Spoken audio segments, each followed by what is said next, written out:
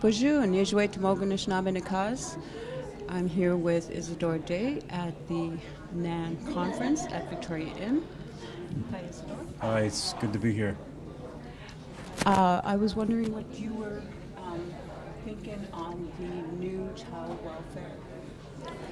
Well, I think the anticipation that child welfare needs to be the first priority. I go back to when I was elected as the Regional Chief for Ontario. Even back then, I knew that child welfare would become, pretty much the main issue for all of the chiefs at some point. I came in on the platform of securing a future for our children, and I'm so glad that we're now here and that we're talking with all levels of government on the issue of child welfare, being the federal, provincial, territorial governments, and in the case of even Thunder Bay, there's recognition that there needs to be focus on the young people. So again, I think we're at a point in time now where there's a lot of anticipation, a lot of excitement, but we can't lose the momentum. So I'm more concerned with, now that commitments have been made, what steps are we going to take to make sure that we're addressing the child welfare action plan? It should no longer be just about talk. It should no longer be about high-level commitments. And it shouldn't be just about funding either. It needs to be the decision makers at the table helping set the path and ultimately bringing jurisdiction back to our communities. And what are we going to see, the people are going to see in the next, 6 months? Well, one of the things that we were very clear with the federal government on is if we're going to be going into a national meeting, we want to make sure that we deal with this on a government-to-government level, meaning that the federal and provincial government are the federal family. And what we've seen, for decades and, since residential schools is, the federal family had the foster kids were the Indigenous people, and that needs to be corrected. So we need to be at the table, and what we've said from the outset of this national emergency meeting was that you need to meet with us. There's commitment to meet, and not only commitment to meet, but one of the things that Jane Philpott and I have been talking about. I work with her closely as the National Chair on Health at the AFN. And in her new role as Department of Indigenous Services, I said, you talk child welfare, you need to talk housing, you need to talk education, you need to talk poverty. There's a lot of issues that actually create the child welfare situation. First of all, colonial control, lack of funding for housing, infrastructure, and so on. So what we'll be wanting to do is we want to target the real issues, and we want to do it right away. I hope that's going to be about life skills, teaching them. Well, it's gonna really be kind of a dual process, if you will. We're going to have to do our work with the other governments, the feds and the provinces, but we've got some real work to do internal in our communities. It's not going to be easy, but we've got the legacies and the impacts of the residential school and multi-generational violence in our communities. Those are some of the real hard issues that we're going to have to address. And there are some communities that have already begun this, not just recently, but in the last couple of decades.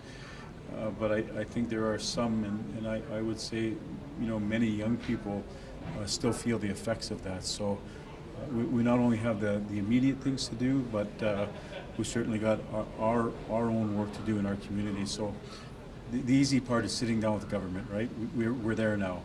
The harder part will be the journey within and the work that has to happen in our communities. The new law that they have about the 21-year-olds getting their prescriptions for free, I think it's under 25. Is that anything concerning when, I know it's Ritalin and things with ADHD and things that child welfare uses when they can't handle the children right? Right. Well, I think what government will find right away is that, our experts, our knowledge keepers, our families will say, listen, we don't want that approach to resolving these issues. You're going to see more and more our people returning back to the land. You're going to see our people wanting to address the real issues that prompt and perpetuate anxiety and often mental health issues. Many times those are genetic, but I think for many cases those are situational, and those come from the experiences and the trauma that our people go through. So I think you're going to see more of our people wanting to pull away from medicating the issues, and they're going to want to look at finding ways to address them head on. And I think we will demonstrate, and we will show true leadership when we say, we don't want to take the pharmaceutical route. So I would say to that, though, it would be important for us to sit down when they start carving up the envelope and saying, this is what we're going to put towards clinical and pharmaceutical, or this is what we're going to do to put towards addressing family issues and therapy on the ground in the community, on the land. So I think our people won't really prescribe to that to the extent that the mainstream will try to push it. And for the grassroots people, would they be included?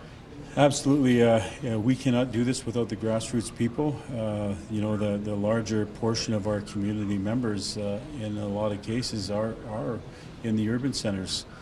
We've got rising numbers as well. When you look at the Deschanel ruling, Bill C-31, and the discriminatory laws around the Indian Act, a lot of people in the last several decades, since 1982, have deferred over to the self-identification policy of the Métis. Many of those people are our people, and because they hadn't been recognized under the Indian Act system, basically they have either become more towards the Métis agenda, and not to say anything against the Métis.